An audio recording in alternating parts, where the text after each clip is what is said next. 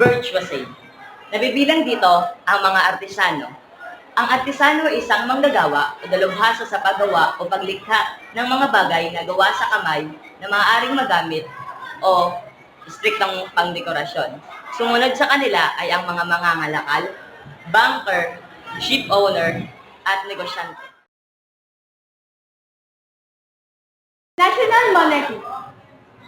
Ang National Monarchy ay isang uri ng pamahalaan na ang kapangyarihan ay nakasalalay sa hari at reyna.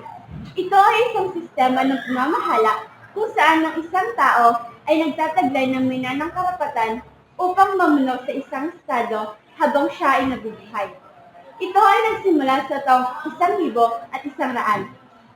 Kasabay sa paglawak ng pakikipagkalakalan nila sa kabilang pook at rehiyon ay ang paglaki din ng populasyon nila.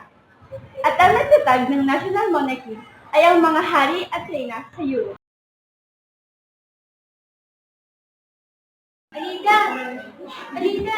Alina. Alam mo ba kung ano ang merkantilismo? Ang merkantilismo ay ang pagbase sa yaman ng isang bansa sa dami ng ginto nito. Dahil hindi masyadong mayaman sa ginto ang Europe, ito ang nag-udyok sa kanila upang sakupin ang mga bansa na mayaman sa ginto upang ito ay mapasa kanila at mapabilang sila sa pinakamayaman na bansa sa mundo.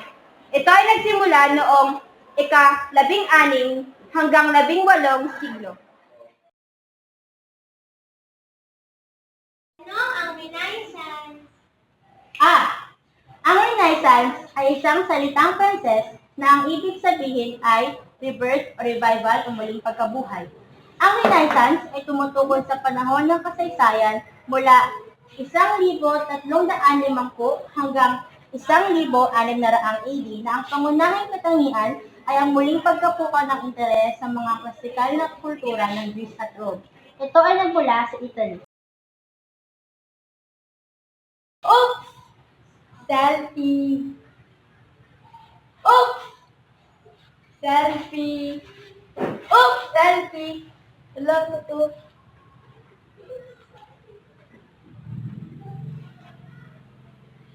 Ano pong simbahan to?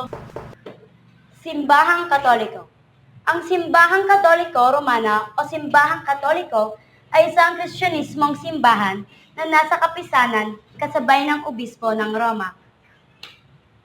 Binabakas ng Simbahang Katoliko ang pinagmulan nito sa orihinal na pamayanang Kristiyano na itinatag ni Jesus at pinalaganap ng 12 apostol niya.